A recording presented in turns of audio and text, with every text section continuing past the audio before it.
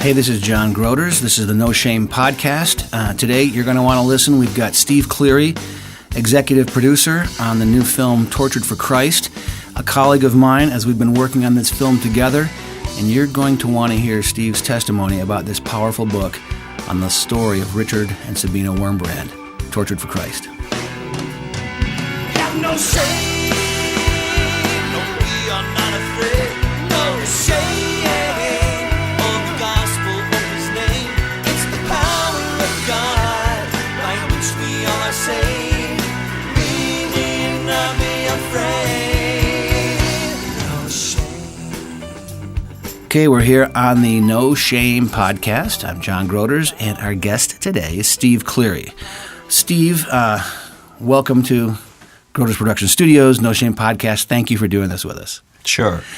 Now, wait a minute. I'm going to ask you a question. Okay, go ahead. You kind of set me up. Why am I on a No Shame podcast? No Shame is the name of the podcast. Yeah, it's. Where I'm did not, that I'm come not from? ashamed of the gospel. Oh, I thought you were going to be like, you're not ashamed of whatever we talk about. That's yet to be determined. Okay. I don't know.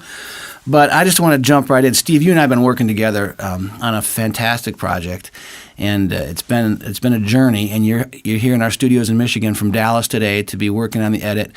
Why don't you start off and explain to us what the film you and I are doing together and how it began and where we are right now in the process.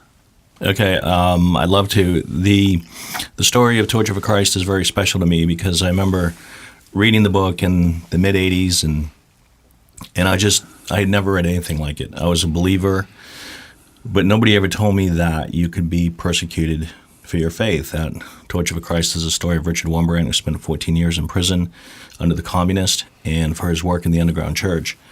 The concept of being, beaten or tortured and being godly was just completely foreign to me. And I was a young person, a young believer. So I brought this book to my church and I was leading Sunday school and I was talking to the leaders about it and talking to the pastors and saying, what is this? Mm-hmm. And interesting, their response was, that's not of God because that's suffering and God doesn't cause people to suffer and these people are not exercising their faith, that it's a demonic power that's persecuting them and they just need to resist that. They just need to pray against that. And I didn't really know how I felt about that and I couldn't shake it.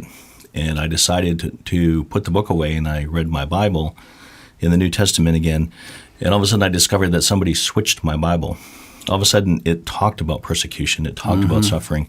I had actually never read those verses before. Obviously, I had scanned them, I had recited them, but I had never understood them. And I realized, no, this is something for today.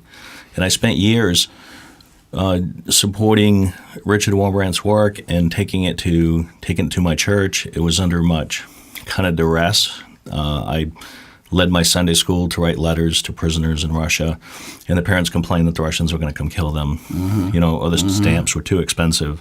So there was all these forces working against me, but I was committed that something was going on and it was something that I needed to be a part of. And I just prayed and prayed literally every day that someday I would hear this man, Richard Wurmbrand, speak before God took him to heaven.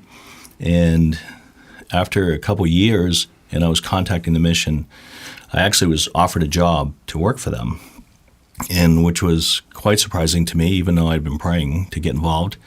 And I ended up being very close to Richard and Sabina Wurmbrand. I spent 10 years traveling with them and in their home and fellowshipping with them and learned a lot.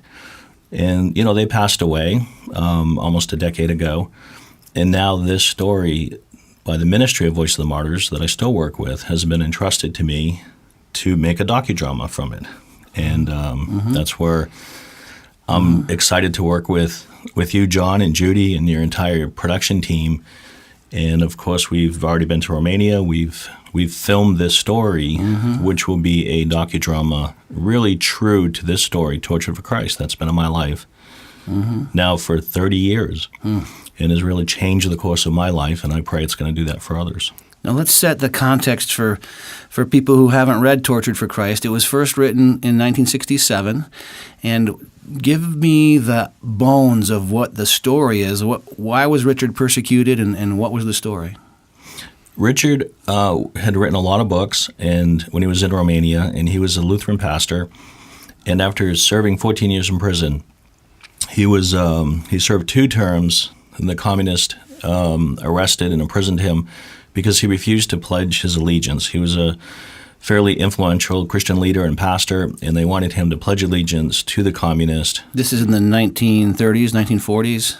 1930s and 40s. Yeah. And 1940s, he went, I think in 1948, he was arrested and went to prison and basically disappeared. And that's what happened in communist prisons in Romania at the time. And he disappeared through a number of prisons.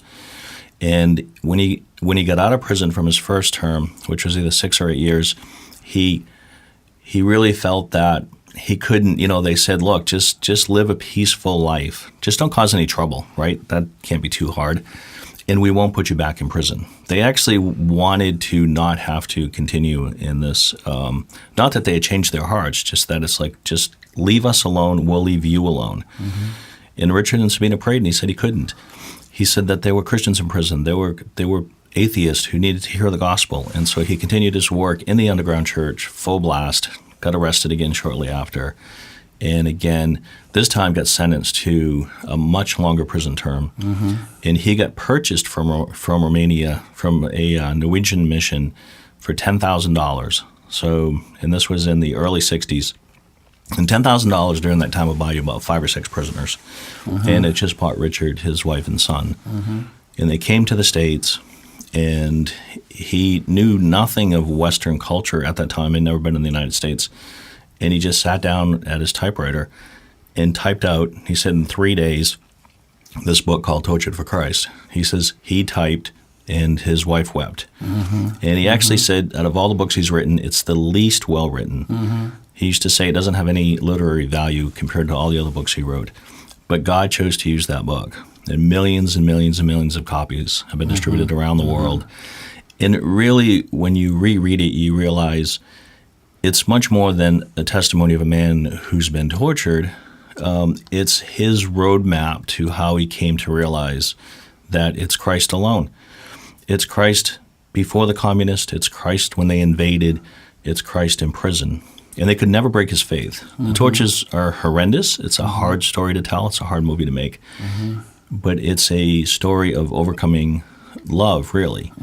I used to ask Richard if you could sum up all your life in one word, what would it be? And it's love. He loved his enemy. He loved the man who was torturing him. Sometimes we don't love our neighbor, right? Especially if our neighbors, the dog barks too much. But he really was exemplifying that scripture of love your enemy and carrying it out in everyday life. And for him, everyday life was to be tortured by these people.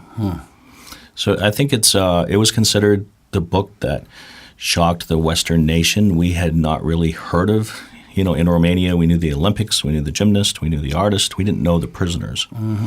We really learned that communism had imprisoned our brothers and sisters, had beaten them, and kind of like ISIS or Islamic extremism may do today. But more, if we look beyond that, we learned that the Christians stood strong. Like in the early church, they stood strong. They stood strong for Christ, and they loved and they supported each other. And of course, the stories of tragedies, but in the middle of the tragedy is an unbelievable story of overcoming love and courage. This was the time of the Cold War, and it was on an afternoon that Richard was picked up right off the street. He was on his way to a wedding, and he was arrested. Why was Richard Wurmbrand arrested? What was the reason that he was picked up off the street, and what was going on in Romania at that time that was actually normal? They had convened what they called the Congress of the Cults, and they had brought together, I don't remember, it was either 2,000 or 4,000 religious leaders from all the denominations, and they brought them all together, and they all pledged their allegiance to the Communist Party. So the Communist Party, when they first came in, they didn't come in arresting people. They came in saying, we want peace with the church. We will cooperate with the church. You can cooperate with us. And really what they were doing is creating control. And so they wanted, when the churches agreed to cooperate, they would register. When they registered, they would report on their activities. They would keep Their attendance would be reported on, who came to church, who didn't. All that was something the Communist Party wanted, and they needed it for control. And this had already happened in Russia. So Russia said, if the church joins us, it's considered registered, it's considered allowed, but then it's also controlled. So one by one, these clergy, the pastors, the priests, they got up and they pledged their allegiance to the Communist Party. And Richard knew what they were doing was wrong. Sabina was sitting next to him, and it's this line that's been repeated many times in their life, because she says they're spitting on the face of Christ. Will you not wash away the shame? And she's just overtaken. It's just a sweet little woman, but she's overtaken by how all these men are literally spitting on Christ. And he says, if I speak, you will not have a husband. He knew what would happen to him if he spoke at that Congress. And even lovingly, because they're such an amazing couple, she looks at him and she says, I don't need a coward for a husband. And of course he spoke, and he disappeared. So it really started. He could have sat quietly in that meeting. It really started. It brought a lot of attention to him. He was the only one to speak. But once he spoke, the other clergy applauded him. And they realized, because he said, we will not pledge our allegiance to the Communist Party. We are called to pledge our allegiance to Christ and Christ alone. Mm-hmm. And they cut the microphone. They disconnected the power. The speech was broadcast all over the country on the radio of Romania. And he became a target. He knew what he was walking into. Mm-hmm. And even his wife knew what he was going to walk into. But they chose. They chose to stand up for Christ.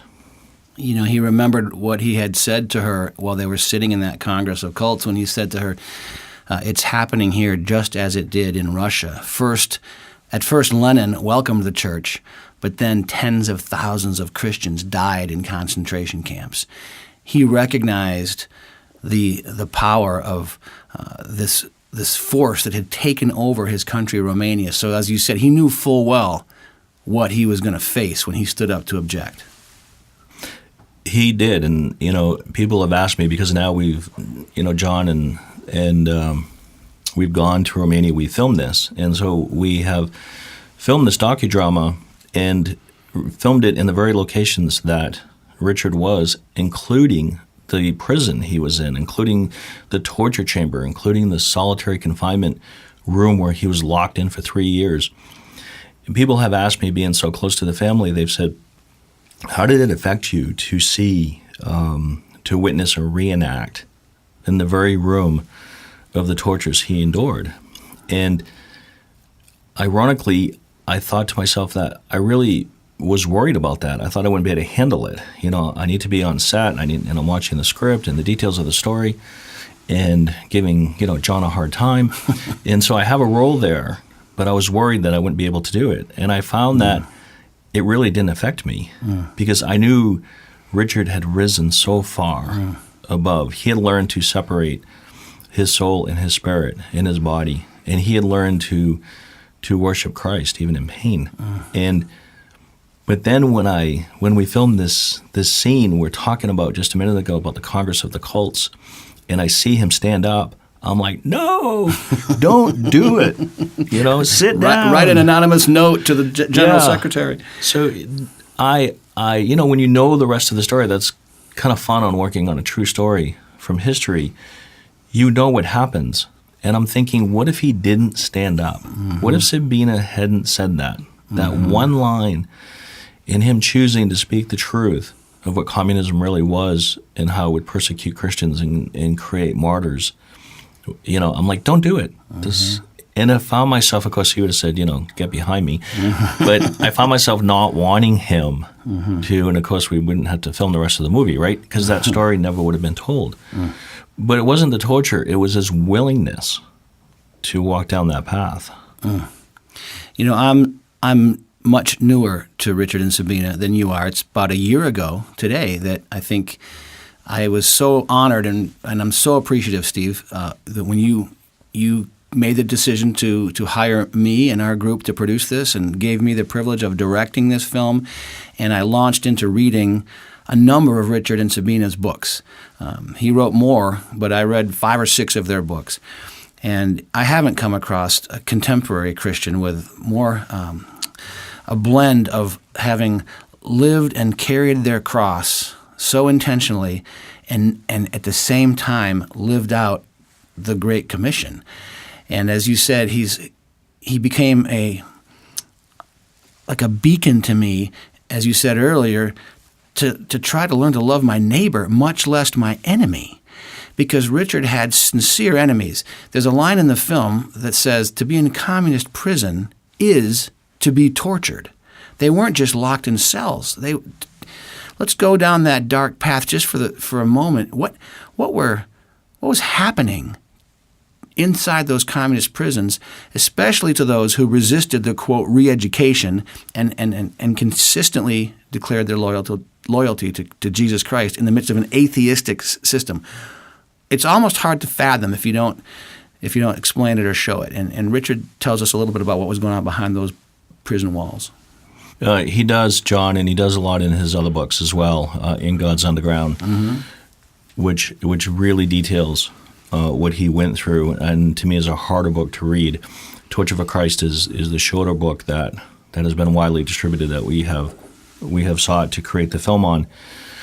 There are two things. It's interesting because, and you'll know that the communists are the most insecure people and full of fear, and they have the right to fear because they turn on themselves, and they have no higher power outside their own philosophies and ideologies, and they're bent on a world domination, or at least within their country, to completely control. So, of course, control is based on fear, and so there's two things they need to do. One, for any Christian leader or any Christian activist, they have to know who else is involved with you. They can't let it continue. So for a pastor, it's who goes to your church, who's the associate pastor, who's working with you, who's the evangelist, who's smuggling these Bibles. They were obsessed with names. So the first line of torture was they wanted you to write your own confession, and they wanted names. Richard, even under extreme torture, wrote names. Do you think, well, and he said, I wrote names because I wrote names of all the people that had passed away in my church. So, of course, they spent some weeks and months trying to arrest these people that he wrote the names of, only come to find out they had already all passed, and he got tortured then again for that. So, number one, a confession. Number two, names. And names and names and names. It was always, even in the prison cell, who's preaching, who's praying, who's reporting on you. They want the names of the informers. They want everything. And then they want to break you. So they have to break you to make sure you will not be effective in anything else you do. So they don't want to break you at first because they want you to confess under a right mind. They want you to sign your confession. Your confession is not that you were active in Christianity. Your confession is that you were actively trying to destroy the party, the Communist Party. And the tortures were horrific, and they turned to a sense of the evilness of those who conducted the tortures, where there was like no boundaries. There was no thought of what they might do.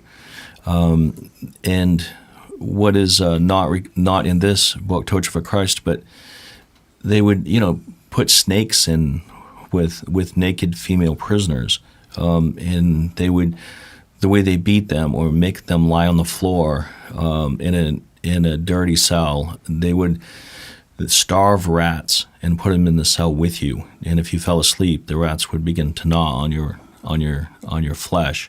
Richard had 18 holes in his body that he revealed to the State Department when he came to the U.S. and testified. His feet were beaten so many times with a rubber club, think of like a short rubber bat, that he'd be hung, and they just beat his feet. I mean, to the point where the torturer is exhausted. And Richard could never walk again. Richard couldn't open a refrigerator because the blast of cold air reminded him of when they tried to freeze him to death. So they did all these things to you, and they brought you to the brink of death. And confess, give us the names, and then they just wanted to break you. It was a brainwashing. Sometimes you'd have to sit and listen to recordings, communism is good, communism is good, communism is good, God is dead, God is dead, God is dead. Richard said sometimes the brainwashing was worse than the actual torture, because there was nobody There was nobody to talk to. And he would try to reach his torturers for Christ. But it is extremely evil and horrific in the darkness of it. Just seeing people who have survived that. The same as people who have survived the Holocaust. It's very, very similar. Except the communists weren't just bent on destroying these people who weren't communist. They wanted to destroy their families, their friends, their church. I'm talking with Steve Cleary, Revelation Media and executive producer of the film Tortured for Christ. I'm John Grooters, host of the No Shame podcast, and in this case, director of the same film. And we had some decisions to make just as filmmakers. And I'd like to ask you, is every film for the church supposed to be G-rated? Because we had to discuss and think about what you just talked about. These kind of tortures, this kind of physical abuse is part of the story, but we're making a film that we think, we'll show in church. How did you approach that issue? I think there's a balance, and there is a line that you have to walk. You don't want torture or graphic footage for graphic footage torture's sake, but also you don't want to water down the message. And we always look at, Voice of the Martyrs asked me. They said, if this was rated, would it be R-rated? And I said, no. If you were to be in the prison, it would be R-rated. It would be worse than R-rated. But we wanted a film that a young teenager could watch, and all the stuff that they're watching today on TV, they could watch and still get a sense for the courage in what these men went through in refusing to deny their faith. So the hardest story we have is really of a father and son. And I don't want to talk all about what happens, but when and I think about it as a parent and as a grandparent, how much torture could I endure? But that's not only the question. How much torture could you watch your wife endure, your son endure? Oh, my gosh. How much torture could I watch my granddaughter, my 3-year-old granddaughter, endure? So they brought this man's son, who was a teenager, and they began to beat his son. And again, they wanted the names. He was a pastor. And they said, give us the names. And they started to beat his son in front of him. And of course, the pastor was willing to give the names. At that point, he said, all right, I'll tell. And I don't know how he could not. Right. So it's an interesting thing that happened.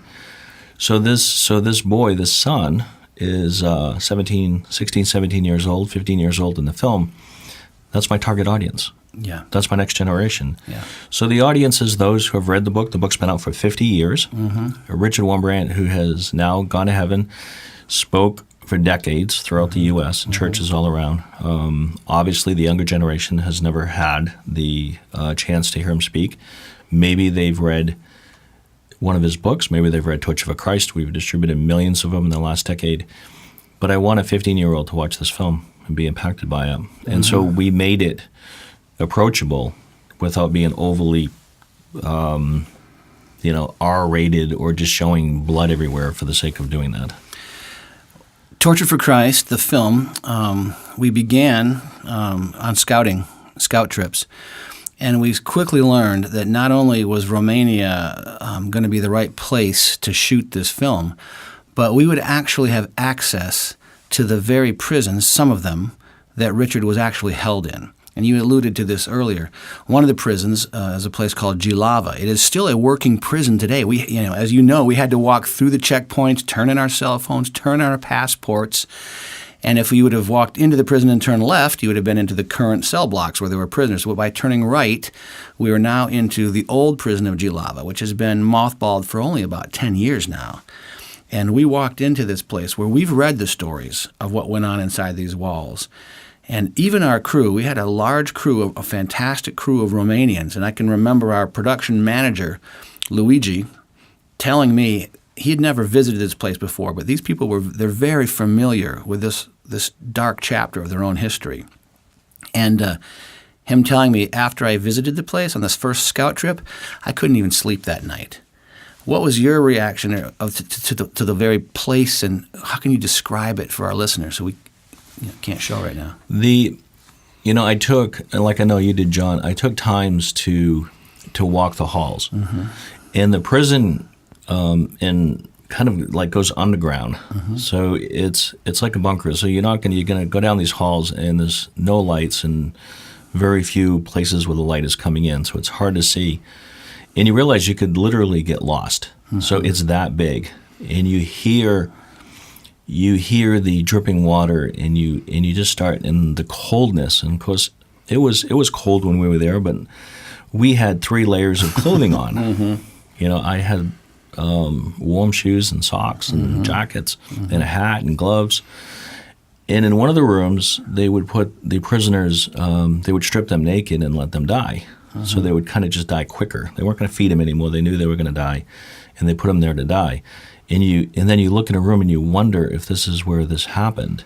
And you wonder, fortunately for me, I just felt Richard's faith when he was in that prison. I didn't feel his suffering. I felt his glory. I felt his faith. He tells a story of knocking on the wall to communicate with the prisoner beside him when he's in solitary confinement, and teaching that prisoner Morse code so he can communicate with them. But I tell you, the most impacting, what hit me the most, is Richard talked about it wasn't enough for the communists to put chains at your feet. They had to weight the chains. And I always wondered, when I traveled with Richard and spoke to him, what kind of weights did they put on these chains? I mean, I always felt, you know, he'd say they put these 20 pounds. They'd end up putting multiple weights, and they'd put these 50-pound weights on. So even walking with chains became a torture in itself. So we think of chaining so you don't get away. Even the chains were a torture that you couldn't move around. And I walked into a room, and hanging on a wall was this leg shackles, and on the chains was welded these 3 weights that looked like canisters. And maybe they were filled with lead, I don't know. And the outside casing was metal, and it was welded onto the chain, and there was 3 of them. And I picked it up, and it was heavy. You know, it was heavy like a bag of concrete. And I held it up, and I'm like, it really hit me, you know, I wonder if Richard wore this. I now knew exactly what he was talking about. And, you know, even though you hear the story and you believe every single word of it, sometimes you can't envision. And at that moment, it became a new level of reality to me. And, you know, I teared up. It's like it was a sober moment that this is what he told me about. And now I'm holding this chain in my hand. It wasn't a prop. No. You know, this didn't come from the prop department. We're in Jilava prison, and still hanging on the walls are shackles. They're rusted now. And I'm telling you, those shackles are not padded. I mean, just clamp that thing around your ankle or your wrist. Yeah, it was they left it up there. I really respect that the Romanians, they do have a very dark past with the communist regime. And they've left a lot of the original things there for people to see. So it's not really a museum because you can't buy a ticket and go see it. And of course, like you said, we had to get permission, give our passports and cell phones and everything just to get in. And obviously, we're honoring, we're not disrupting anything. But yeah, to see all the boots were there, you know, the boots of the prisoners. Somebody had made a cross out of sticks and hung it in the window. So other people that have come through. And I don't think a lot of Americans have come through. I think these are families of the men and the women that were in that prison. These are their family members who have walked through. And if this is something for me who, you know, I met Richard when he was out of prison. So obviously he lived a hard life, and he had the remnants of tuberculosis all his life, and he couldn't walk right. And he needed a lot of medical attention from the years of torture. What if it was your family member and they walk in and they see these and they've left it? They've really done a tasteful job at leaving it intact. Yeah. Although it's not, it is a dark memory. And they've written plaques. And Richard Wurmbrand's on one of those plaques. Yeah. And they've written plaques of the heroes. Right. So they mention the torture, but they end with the heroic. Yeah, yeah. You know, we were making a film, and we called this film a docudrama, but it's mostly drama. There's, you know, it's really a film with actors and actions and scenes. One of the tortures that was written about in Richard's book, we couldn't find a picture of it anywhere in the world. And it becomes obvious that they didn't photograph some of this stuff. There weren't journalists reporting on what happened today inside these different prisons: Targovac prison, Kalebrahova prison, Jilava prison. But Richard and Sabina both told about a device called a carcer, and we built one of these so that we could sort of give it an impression of what it was like to spend a night in a carcer. Can you tell us what and we get the word incarceration, but they just had this thing called a carcer. What was that? Richard spoke about it often. I think it was a torture that they liked. It was simple for them to do. But they would take a wooden box, slightly larger than the size of a person, and they would drive nails, hundreds, maybe 1,000 nails, into all four sides of the box. And so when you stood in this box, and John, you built one, your art crew built one that I believe is very, very accurate. And I went in this box, and I stood in it. And if you lean to the left or lean to the right, it sticks you and it hurts. These are sharpened nails, not to mention the infections and everything else that could possibly come from that. And they were put in this box, and they were locked in, and they could be left in there for days. Standing. So you can't. If you sway, you're sticking yourself with these sharp nails. And I think even more of the nails penetrating your body, it's the torture of the longevity. The communists love to deprive these men of sleep. So if they put you in a carcer, you lean, you're going to get stabbed by these nails. If they put you in a refrigerated cell, you have to stay awake or you'll freeze to death. If they put you in with rats, you have to stay awake or the rats will gnaw at your body. So there was this constant thing of just wearing down the prisoners. And the carcer, Sabina was in, I believe, a carcer as well, and locked in. We've heard of other tortures where the communists have locked people in boxes slightly bigger than a coffin, and even for days and days and days. And it was just a horrific torture that he went through. And so to see one of these, and to see that they drove all the nails through and the sharp nails, and they made it like it really was.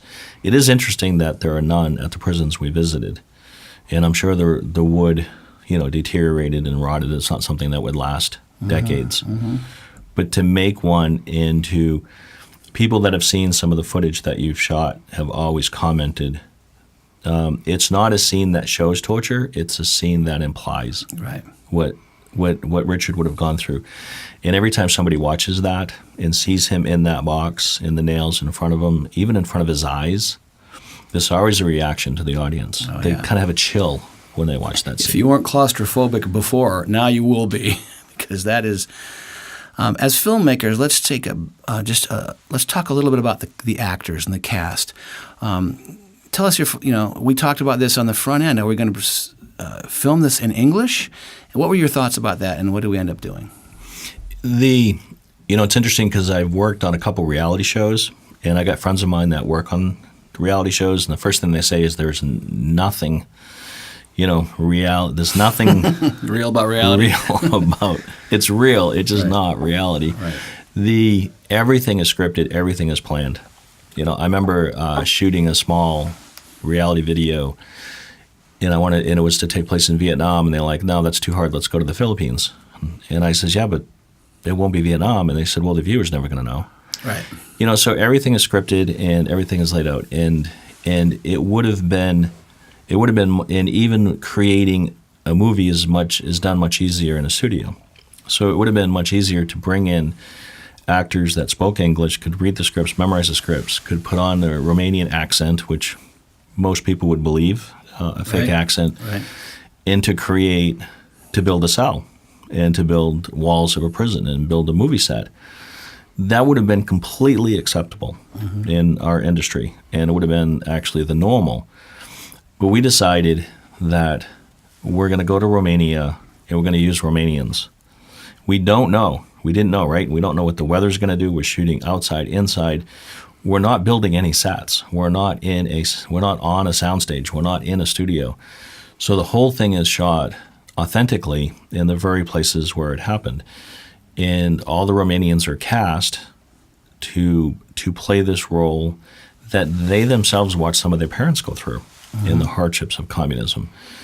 And even authentically allowing them to speak Romanian. and there's parts of the script that are Russian, and then for us to translate that.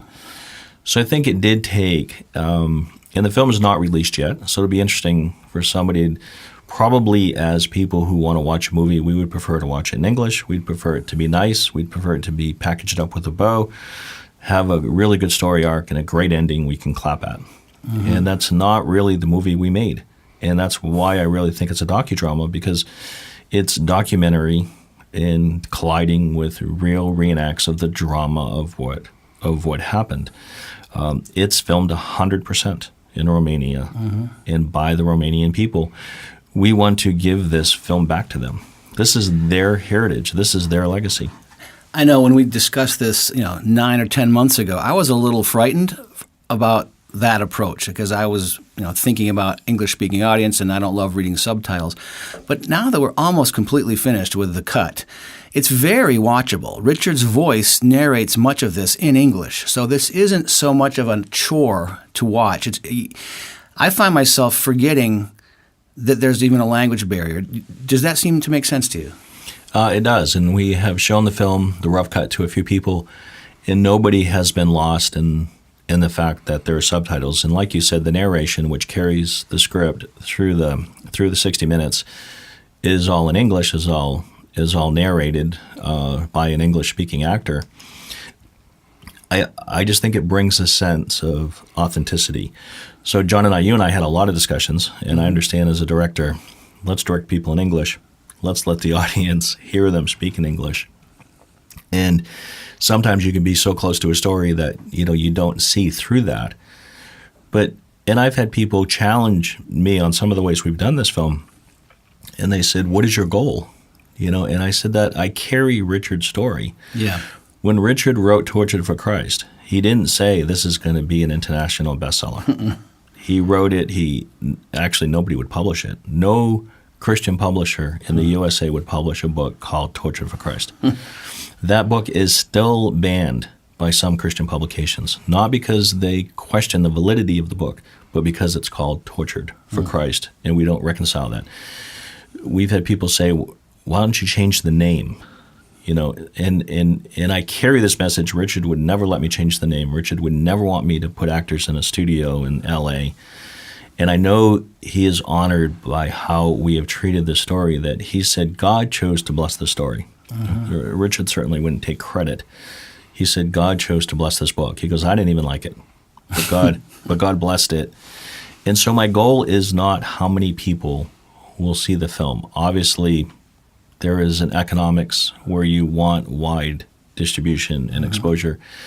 But my goal is to stay true to the book. And I believe we've done that. I believe your production company and your directing has honored that story and held true to the story, which is very difficult to do when you make a movie based on a book. We've all have our favorite books. Yeah. And we've all gone to see the movie. And been let down.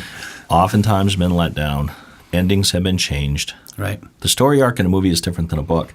Right. I think you read a book, you create your own movie in your mind, right? Right. But when a movie creator creates that movie for you, he has to create a pleasant experience.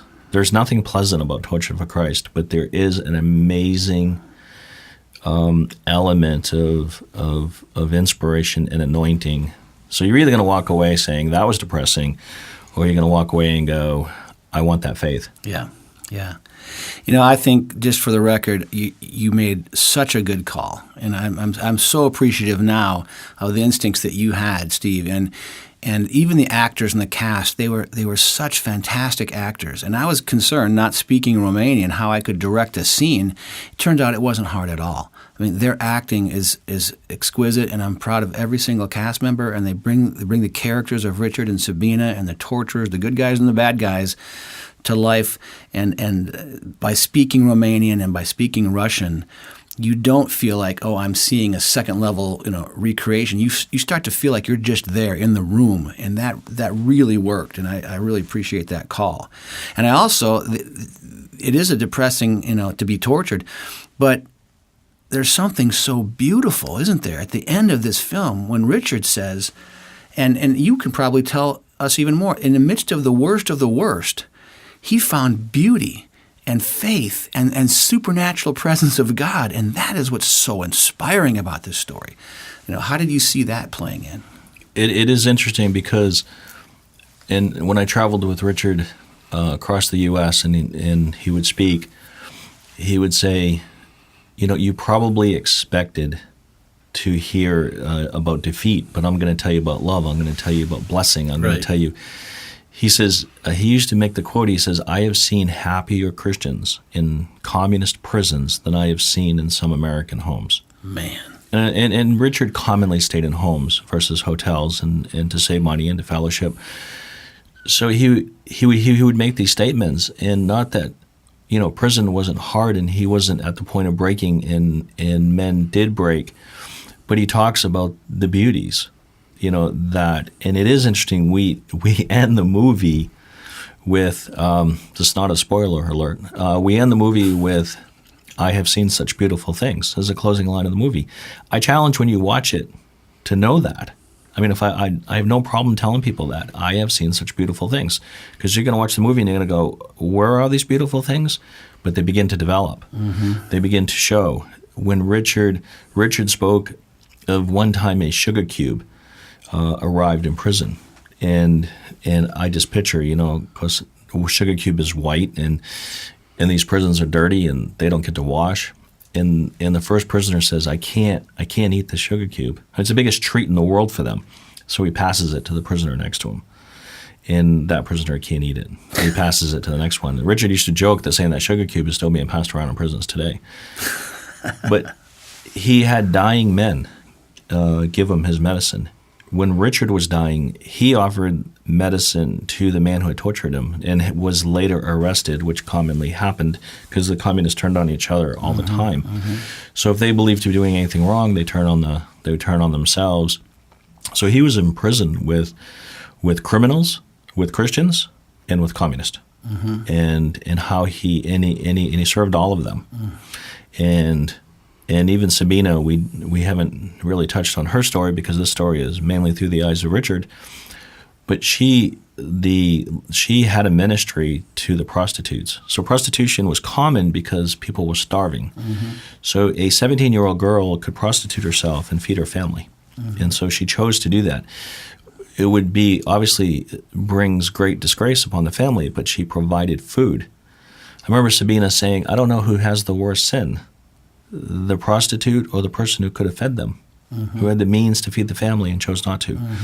And so they watched their little brothers, their little sisters starving, and they sacrificed themselves in a horrific way.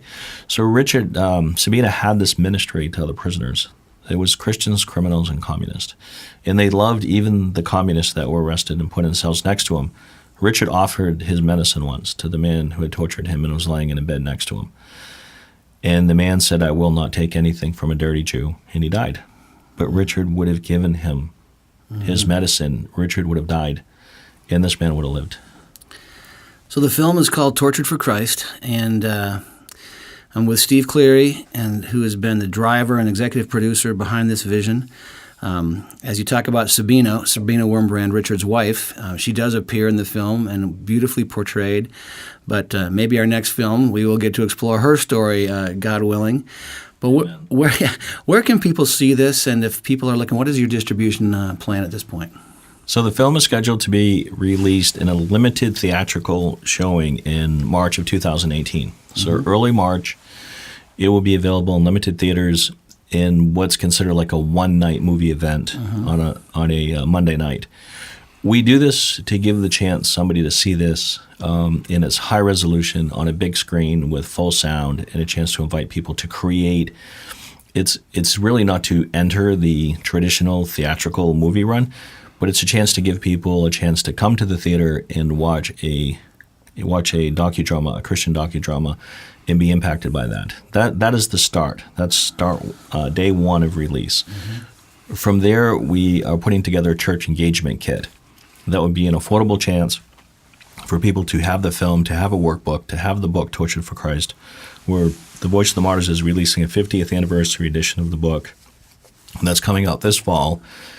And this is all meant to take that same story and give it to the churches and let them show it in church, show it in Sunday school, show it to their youth group, And people have asked me, they said, this story, well, of course, the story happened in late 40s, early 50s.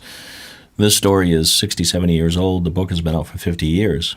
And they said, why are you focusing on a book that maybe today's youth never heard of? And I said, because this is a message for today. Mm-hmm. The message of Tortured for Christ is not a message of being tortured. It's a message of loving your enemies. We have in this world today massive, horrific things going on with Islamic extremism. There are many, many groups. We don't hear about them because they're not on the news like ISIS is on the news. But they are coming against Christians. They're not imprisoning them. They're killing them. They're beating them. But Muslims are coming to Christ faster now than any other time in history. Right. So this is a story for today because the message of the gospel is we reach even our enemy for Christ. Mm-hmm. So we want to make this accessible for churches, and then the DVD will come out. David C. Cook Publications is coming out with a more extensive Wurmbrand storybook, which kind of combines Richard's testimonies into one larger book, and they're releasing that in March of 2018 as well. So next March, look for the theatrical event, the church kit, the new book. So next year is going to be a big year for promoting. It's the 50th anniversary. We don't want to celebrate a birthday. We don't want to celebrate an accomplishment.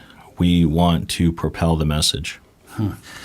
Well, there's no better representative for no shame than Richard Wurmbrand and Sabina Wurmbrand, who are not ashamed of the gospel, willing to pay virtually any price to forward the cause of Christ, to share Christ's love with their friends, their colleagues, their fellow countrymen, and even the invading torturers from the communist regime, and before that, the Nazi regime.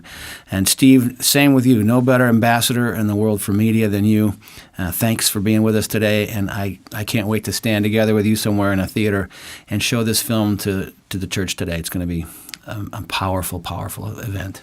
Thank you for having me, John, and I just ask your listeners to pray that we hold true to this message and it ministers.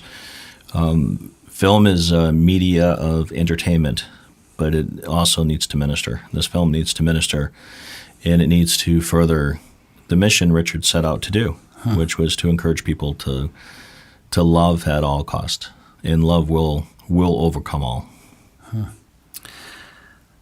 Well, Father, we do pray that, even in this little studio, that this film is a way that you inspire your church, your kingdom, your bride, to do your will in the world today. And we pray your blessing on Steve and all the other endeavors that he is a part of to reach the world for Christ. In Jesus' name, amen. Amen. Thanks, brother. Got no shame.